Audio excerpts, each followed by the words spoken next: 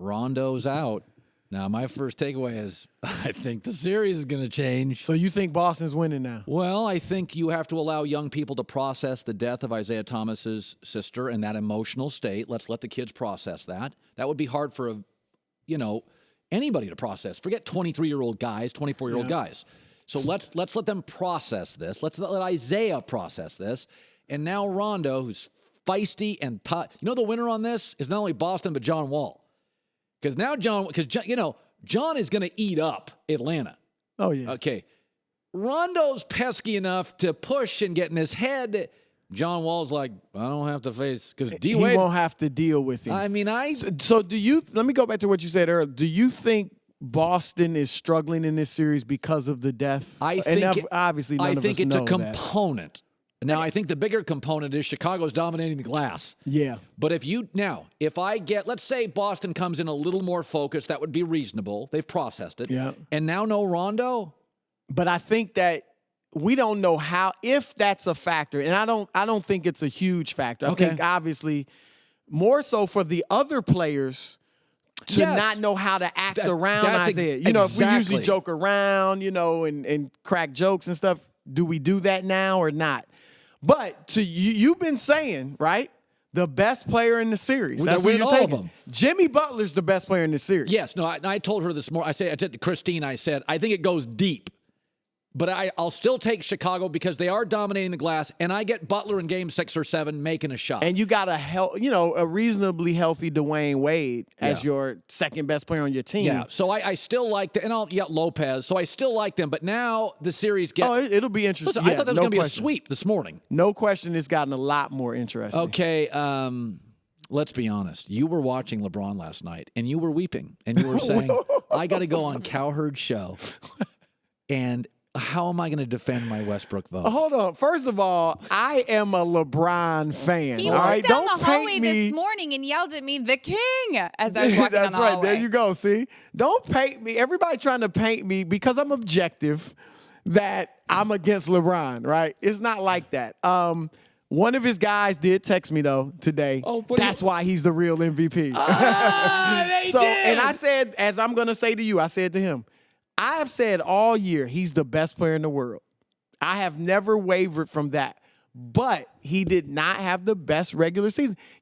Colin, you can't win MVP when your team underachieved so badly. And they did. Whether it was because they were coasting, they weren't, taking this regular season seriously, whatever the case, it's a regular season award. I can't give it to you for that. Well, I don't think they underachieved to the level you did. I think they dealt with a Kevin Love injury, a J.R. Smith injury, a Korver injury, and they did rest because last couple they would have been the number one seed. They didn't deal with a LeBron and a Kyrie injury. Those are really the only two that matter. So one of their guys texted you this morning. Oh, yeah. Yeah. But I forgot you're a LeBron fan. Look, you've known me for years now. See, here's the thing with our network. Thinking you were a LeBron fan. Here's the thing with our network. We got guys that either are completely on both sides of the spectrum. LeBron can do no wrong, and LeBron can do no right. And Broussard comes with objectivity. So with some people, I'm viewed as a LeBron hater. With others, I'm waving pom-poms for him. So I think my argument for LeBron is it really is beyond basketball. Is that when I argue for LeBron, what I'm really arguing for is that I think I'm still somewhere inside me. LeBron grew up with no dad and a very tough upbringing and has been nothing, at least optically, but tremendous. No question. And the media destroyed him on the decision. And Scott Robb and these other guys, these journalists, just savagely attacked him. And I feel like, this is a weird thing to say, I feel like LeBron was bullied, if you could bully the best basketball player in the world. And I found myself, I would say, over the last couple years, really turning on the American media, which I think is lost. It's become a mob. And I think with great power comes great responsibility. And I think we lost our responsibility with LeBron. We painted him as a bad human when he was a free agent for an owner and a team that couldn't get him a second player. So I think some of mine is I always say keep emotion out of it. I think my loyalty to LeBron, so much of it is Chris. I thought he was, and it's the wrong word, but I thought he was bullied by the press. He was treated unfairly. There's no question. I mean, you look at when he left Cleveland, he did everything right. Like, he played out his contract. He tried to get you a championship. He didn't ruin his last year in Cleveland. This like wasn't so Denver many. and Melo. Exact. Melo ruined that last year. Dwight in Orlando ruined that last year. Chris Paul in New Orleans. Like, so many guys have just left ugly. And he did the right thing. He played out his contract. And I've always said, it's amazing. I'm not saying LeBron obviously is not perfect, but for the way he carries himself and the things he's done, like you said, never been in trouble, great role model, all that. To come from the upbringing he had, very few players in the NBA had it as rough an upbringing as LeBron. A lot didn't have their dads and things like that, but there's a lot of suburb guys in the league now. There are. The league is becoming more and more suburban. I think it's been that like for 10 years. I think there's stereotypes about what the league is. Yeah, it's a burb league. Exactly. Kyrie, Karl Anthony Towns, Ben Simmons, these are Andrew coming Wiggins. up some of the Lonzo Ball, Andrew Wiggins. These are going to be some of the best players in the league in a few years. And they grew up in situations better, because I know the average income of my audience, better than the average income of my listener. No question. So this is a skinny jeans burb league. LeBron is the hood guy. People don't think of LeBron as the hood. He's from the hood. I look at my childhood, and I always think, I grew up about 33 years old. If you would have given me LeBron's life, there is no way in the world I would have turned. Now, I'm not talking physically. Emotionally, maturity, I wouldn't be as mature as LeBron. With his, I had some divorces. Yeah, My dad was a local doctor. My mom was in the school. I was never abandoned. There was no real isolation. So I think some of my LeBron is just the humanity of, I resent how he was treated by the media. No, and I get that. And I think he was treated unfairly. So when I'm watching Paul George, my takeaway last night, I'm sitting there thinking, if I was a Laker fan, this is great. Because now Paul George is sitting to himself thinking, I'm out. I got no help.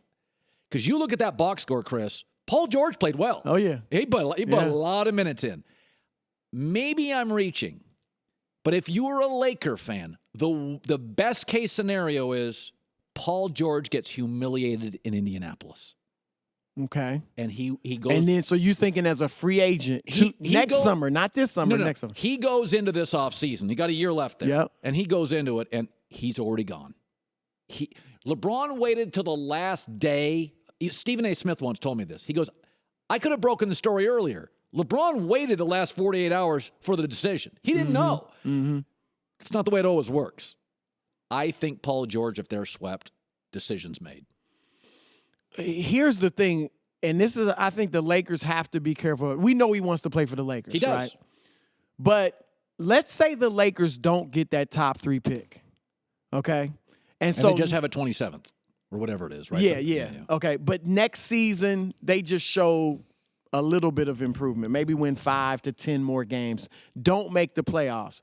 If I'm Paul George, do I want to go to the Lakers when they don't look like they're really improving? Do I want to go there by myself in the prime of my career? If we're not making the playoffs in the West, guess what? I'm not making the All-Star team in the West. So I think the Clippers are in great position to snatch Paul George. I would offer Blake Griffin. I don't know if the Pacers would do it. I do it in a heartbeat. I would offer Blake Griffin this summer in a sign and trade. Now, Blake would have to sign off on it. Or I re-sign Blake, and then come trade deadline, I'm shipping him to Indiana for Paul George. Because if George wants to be in L.A. And he's told Larry Bird, I want out of here. Yeah. Well, Blake Griffin's better than nothing. Oh, my gosh. In the East, Blake Griffin will wreak havoc. I know you like the East, but still. No, I don't. But it's not as good as the West, but I think Washington, Chicago, they're all showing a little life I here. was a little tongue-in-cheek, but I think Blake would be better in the East even than he is in the West. And the Clippers, Chris Paul, DeAndre Jordan, Paul George, Now you're cooking with oil, right? So that's a I think team. they need to try to move in there because they do have better basketball situations than the Lakers, right? Oh, God, it's not close. So to me, the Lakers got to get Lonzo Ball, and he's got to work magic and show, oh, this guy's making everybody better. They're going to be good. And then maybe George would go there. Carmelo to the Celtics, according to the New York Post, it's close, or they're talking about it. Do you buy that? No. Neither do I. Not at all. I don't buy it. I don't buy. Nothing against the New York Post, but I don't buy that. Because if I'm the Celtics and I'm going for one guy, I'm going for Paul George before Melo, right? I'm going for Jimmy Butler before Melo, and I may be able to sign Gordon Hayward as a free agent and keep my assets. I like Gordon Hayward. I do too. Yeah. He's not. I don't think at this moment he's as good as Melo, but clearly his future is brighter than Melo's. Yeah. And Melo doesn't get you past Cleveland. Right. That's the thing. Like, we bring in Melo, yeah, we're better, but we're not better than Cleveland. So if you could vote MVP, would you change it today? I will say this, Colin. The NBA has made a mistake because they got this big award show, I believe it's June 26th, right? Where they're going to announce all the regular season award winners, MVP, Defensive Player of the Year, Coach, all that stuff. They should have done that award show. I love the idea of an award show. They should have done it right after the season. Even if you have to end the season early or start the playoffs later, have a big award show maybe so your players can be there. But then fans would think of it as a regular season award. Yes. This is going to be 2.5 months after the regular season ended. Nobody's going to be thinking about the regular season. And there's a chance that 88% of the playoffs, Westbrook will be out of it. True. Which fair or not, delegitimizes the award. When he's doing no more than me watching it on TV for 88%, because if he leaves Sunday, it's 8 weeks, he'll be out 88% of the playoffs. Well, and you know what else? Harden, if they go out in the second round, which I think most people think they will, and what if Harden goes? He's going to be gone. The thing is, LeBron's probably going to show that he's the best player in the world, whether they win the finals or not, just like 2 years ago. They didn't win it, but he clearly was the best player in the world. So fans are going to be thinking, LeBron should be the MVP. Yeah.